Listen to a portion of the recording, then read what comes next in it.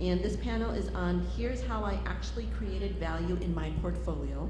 It's going to be the real deal.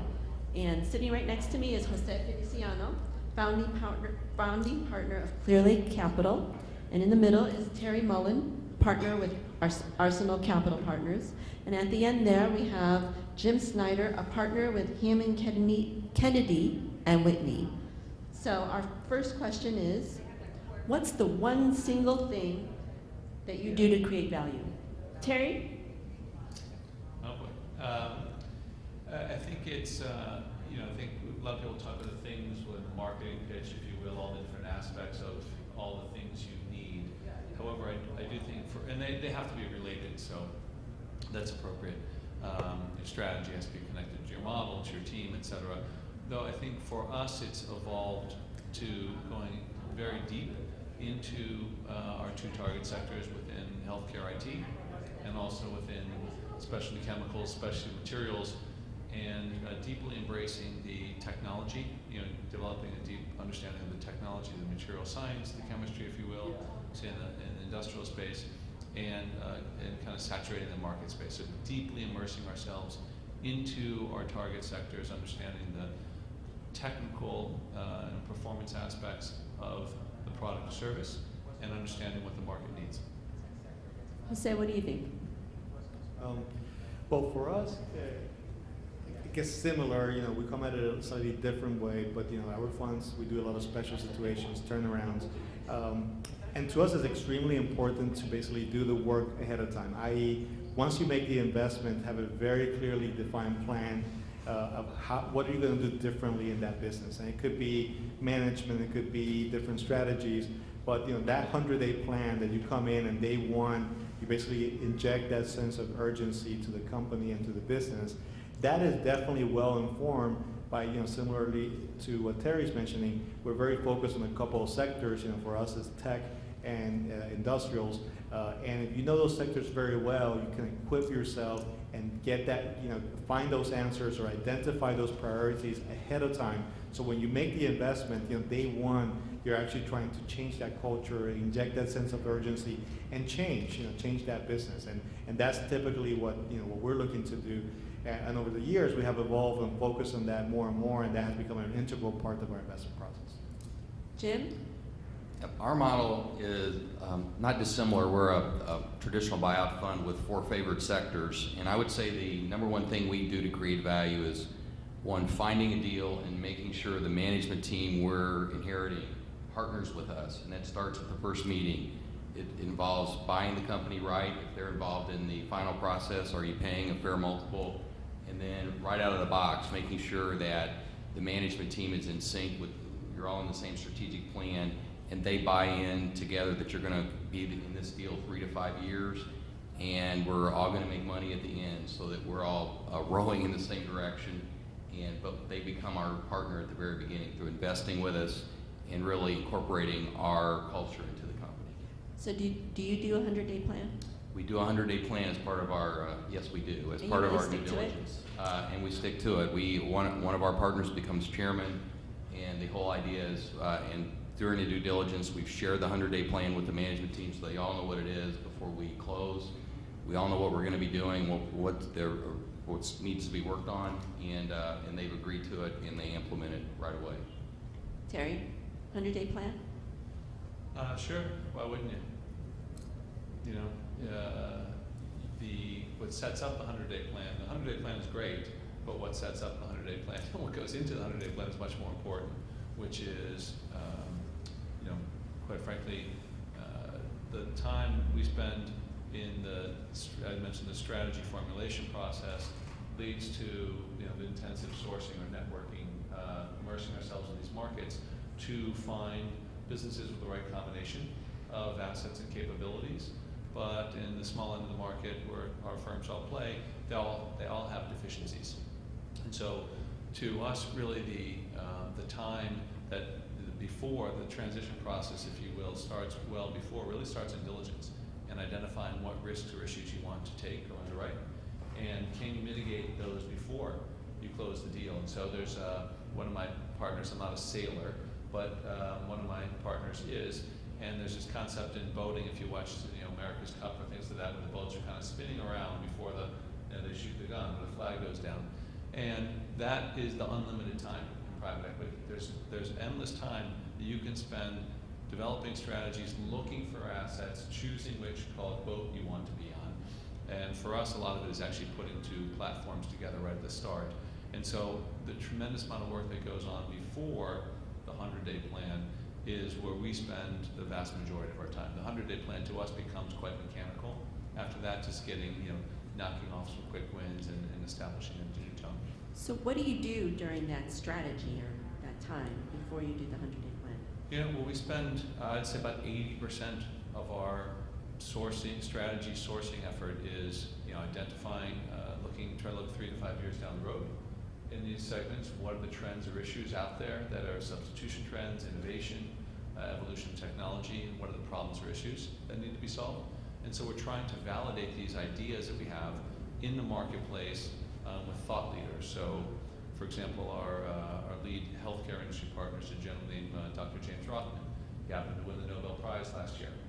He's the chief science officer at GE, so he's a very big picture guy, really understands the technology, understands markets, and so we spend a lot of time with he and other senior advisors trying to validate those ideas and then match them up with actionable assets. Jose, what do you think? It's similar. We spend a lot of our time in diligence, identifying, assessing those the situation, identifying then the levers, basically, of value creation, and then prioritizing those. And we do that with the help of some of our operating executives, and that is an integral part of. I agree with Terry. Once you get through that work, the 100-day plan becomes kind of just a checklist almost. But the work that goes into it is the important part. And typically prioritizing, kind of what goes in that plan is the most important thing. There's always things to improve, and you come up with really, really long list. But you have to, you have X number of hours, and you have a management team that has a certain bandwidth, and prioritizing those and trying to identify and understand what's going to have the biggest value kind of amplifier effect. That's where we spend a lot of our time. And then listen, you do have to improvise sometimes. Once you get into the company, there's always new challenges, new issues, new opportunities that come up, and it's a kind of a live document that you have to continue to update and react to the market and react to what's going on. So how do you identify these levers of value creation? What do you mean by that? Is it like risks that you have to take care of, or challenges, or? It varies. It can vary from the mundane to Such the as? more strategic. So for example, last year we took private a company called BlueFly.com. Basically, the company used to be a high flyer in the e-commerce space. At one point they had several $billion market cap or several $100 million market cap, and then they basically hit some hard times. And when we bought the business, it was losing money. It was losing about $20 million per year. So it was a kind of what I would call a deep turnaround. Today, I'm happy to report, after a year, the company is now break even to profitable and hopefully doing better soon. But what we did there varied from the very mundane. Basically, as an e-commerce company, I'll give you a kind of a silly example. They used to spend over $1 million in modeling fees, basically having people come in from a modeling agency to whatever, put the new shirt that we were going to put on the website and take pictures so could put it on the website. Well, now you can do that very effectively with technology. So now that $1.5 million that we were spending went to, $100,000 of a technology spend. And now basically the apparel comes in and we take pictures, and electronically or magically we put it in a virtual model, and that's what goes on the website. But we have 20 other things like that. We changed the logistics provider. We changed the return policy. And all those things add up to $1 million here, $1 million there, add up to $20 million. And that's what basically got the business to break even. But on top of that, we had a vision about the strategy. We basically, how do you monetize kind of a retailer, online retailer that had been a little bit, kind of slower and had gotten a little stale? Well, one of the obvious things is a marketplace strategy, no different than what Amazon does. You basically have a huge user base. That's kind of your fixed cost, so to speak, but it's also your asset. And adding, selling one more piece of apparel to that network the cost of that is practically zero. So basically you bring other vendors that bring their own inventory, you charge a commission. It's a success-based model, but it expands margins, it increases your inventory, so to speak, from a user perspective. And it's what we did in one of our old companies in Fund One, in Buy.com, which we turned around as well back in about 5 or 6 years ago. So it's a mix of the very mundane with some kind of higher level strategy, and all of that goes into that 100-day plan, and then it's a matter of executing and basically realizing those cost savings or realizing that strategic shift that you're trying to achieve. Jim, what do you do? We take really 3 parts of our due diligence. We do an operational review of the company. We do a management assessment to make sure that the CEO in particular is aligned with our interest and can execute our thesis of the deal. And if he's not? And if we don't do the deal, it's pretty quick. We'll just back away because typically that person's going to roll over 30 to 40% of what he's taking out. So if you have to go to them and say, by the way, we don't need you post-closing, probably doesn't work for us, so it's just better just to walk away.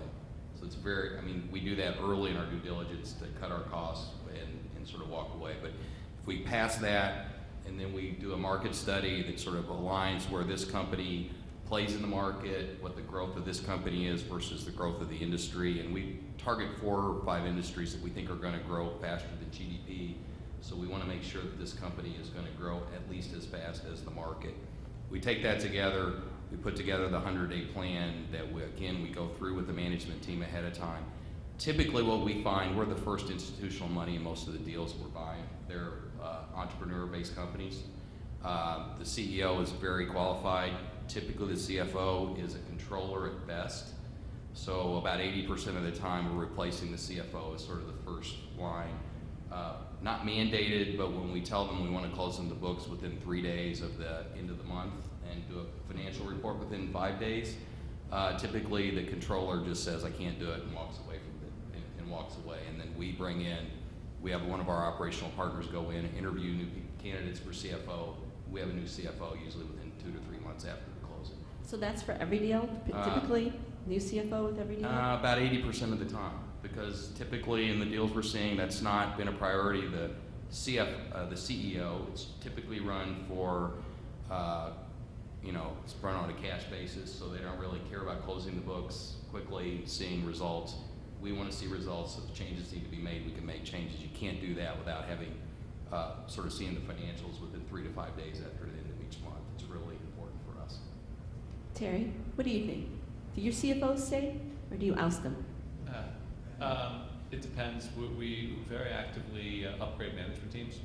So it's huge, similar to Jim was saying, kind of going from the lower mid-market, and we try to scale businesses. We're generally buying businesses that are 10 to $25 million EBITDA and trying to take them to 50, 75, or 100 organically and through acquisitions. And so it's a pretty intensive buildup. And we're trying to align a management team up front that has the expertise having run a business at the size of Exit. So that means almost by definition, most of the senior team members are new. So that means new CEOs, that means new CFOs, it means new VP of sales, marketing. It's a pretty comprehensive upgrade. So I'd say any entrepreneurial business we buy, we upgrade about 70, 80% of the top management teams positions. We often grow the team. A corporate carve-out, which is the other kind of, we'll buy, most predominantly we're buying entrepreneurial and businesses, but also we do corporate carve-outs. A lot of times you have a pretty good management team there that's usually stuck in a, kind of classic corporate orphan division. There's not getting capital to grow, they're not being encouraged, and so a lot of time it's really, unleashing the prisoners, if you will.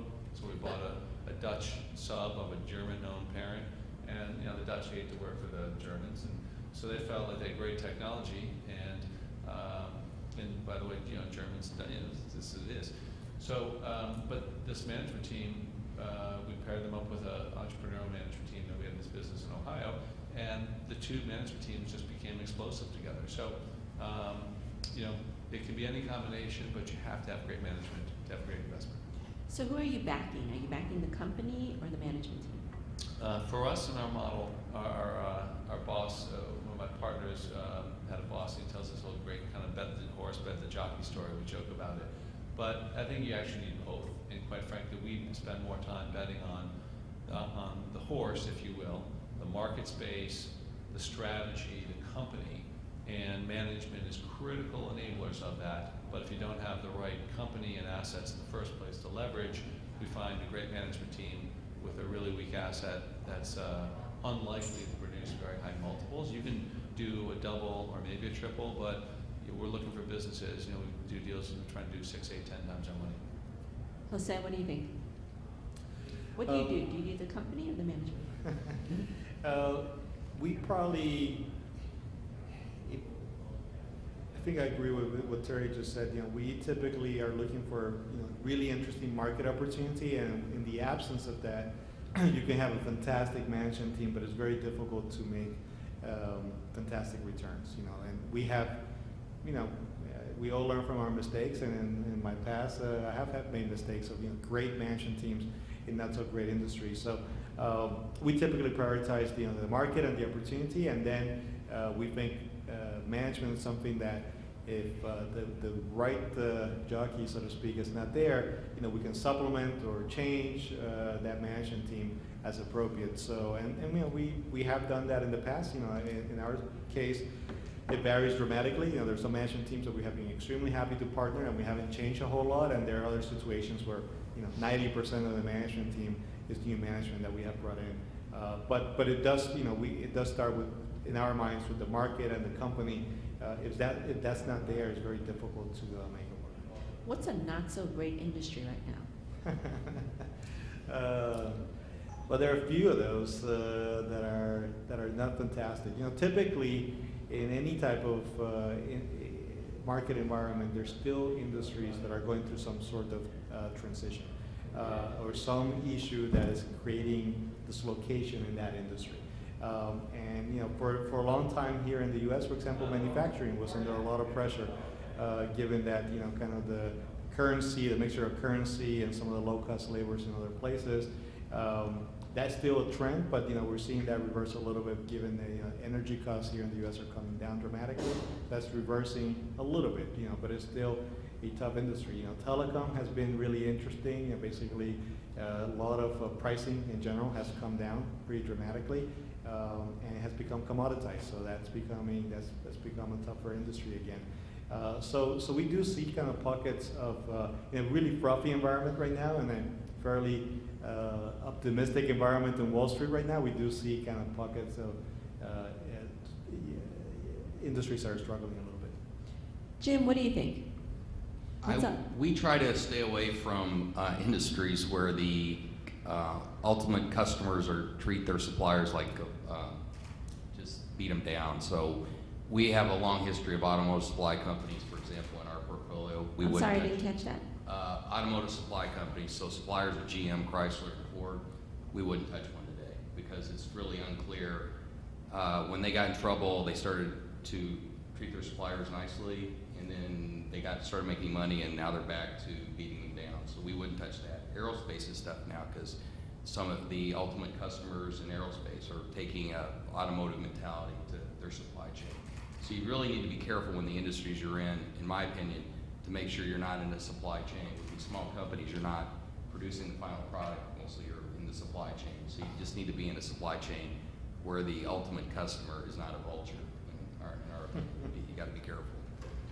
Terry, do you have any vultures? Or do you deal with any vultures? Yeah, everyone's a vulture, right? Everyone's trying to make money. Every business is out there, every corporation, every private company is trying to make as much money as they can. I think Jose had a really interesting comment, which is really about the level of change and innovation that's going on across all industries, some more than others, but we invest in healthcare. And healthcare is undergoing massive transformation. It has to. It's kind of been a fat, dumb, and happy industry. The structure's been the same for 30, 40 years, and it's undergoing massive transformation because of the progression of scientific knowledge in medicine, as well as the imperative to increase efficacy and efficiency. And so it is incredible tension going on in healthcare right now that creates huge opportunities for change. And I think in this type of environment, there are two responses people typically have. One group of people tend to be defensive And if you look at large corporations right now, publicly traded companies, they're very defensive. They've raised a lot of cash. They're doing stock buybacks. They're investing very little in their businesses, and actually R&D investments declining by large corporations. And same is true for many entrepreneurial businesses. They're really kind of frozen and paralyzed. Now, if the market's evolving, and there are many studies that show the pace of innovation is accelerating, not just increasing, linearly, but really geometrically, and many players are staying with the status quo, what it does, in our view, is open up a disproportionate opportunity for firms that can innovate, that want to embrace the change in the market. And again, as Jose said, it's not about just making one move, it's about the many moves you'll make across the investment period that open up sequential optionality. So we have less than 3 minutes left. I'd like to open it up to some questions. Anyone have a question? Okay, I have a question. Operating partners, do you use them? Are they necessary? Are they useful? Jose? We use them. We has become kind of de rigueur in the industry to have operating partners or a similar proxy. From the very beginning of our firm, we have what we call the Executive Council, which basically is kind of a network of executives. I think they can be very useful. We approach it with a little bit of caution, in the sense that to a hammer, everything looks like a nail, right? If you are a chemical expert, you want to do chemical deals, and it may not be the right time to do deals in the chemical industry. So basically, we approach them with some caution, but they can be extremely valuable, especially when we're talking about turnarounds or distressed opportunities where there's a heavy turnaround component, and you really have to change operations a whole lot. And we, probably in the last 10 deals that we have done, either the chairman or the vice chairman or the CEO is somebody that we have brought into the table as part of our executive network. So it's a very important part of what we do, and we do think they're useful. Jim? Depends what you mean by operating partners. We don't have people outside the firm sort of standing by to come in. We have 2 gentlemen in our firm that are full partners of HKW, will stay full partners of HKW, who come in and are typically the chairman of each of our deals. But they're full carry with us, full pay by us. They don't get paid by the companies. So we're not parachuting people in just to live with that company. It's more at a strategic level, and they manage our whole portfolio that way. So it's a little different model than having outside operating partners that sort of come in or deal specific. So you have executives, 2 executives that serve as chairman for each of your companies. Yeah, they're actually, one is our CEO. So they're our HKW partners. So they're in the operations side of our business. We have deal sourcing people, transaction people, and operating people that are partners of HKW, and we all have different silos we manage. But they go in, and they're typically chairman of our company or on the board of our companies. But it's really to help each company strategically, working with the CEO that is already there typically. Terry? We started our firm 14 years ago with the view that deep differentiated industry knowledge and people who have skill in building businesses were essential, and so those were the investment industry and operating capabilities have been core to our DNA, and it's essential. So more than half the people in our firm are senior industry and operating partners, and the minority are investment and finance people. And quite frankly, what's happened over time is you almost can't tell the difference. How many operating partners do you have? We've got 33 professionals right now, and of those, I think it's 18 have industry and operating backgrounds. They're not all operating partners. There are senior partners. There are 6 partners in the firm. Half of us, 3 of us have investment transaction backgrounds. The other half are senior industry and operating partners, and it kind of goes from there. But it's a deep level of integration, and quite frankly, one of our either an industry or an operating partner could lead a deal start to finish. I won't tell you that I could run a business start to finish, but certainly the level of cross-fertilization in the model is something that we think is an essential strength for us. Okay, so we've run out of time. Actually, we're over. So I'd like to thank everybody for coming today, and to my esteemed panel, thank you. Thank you.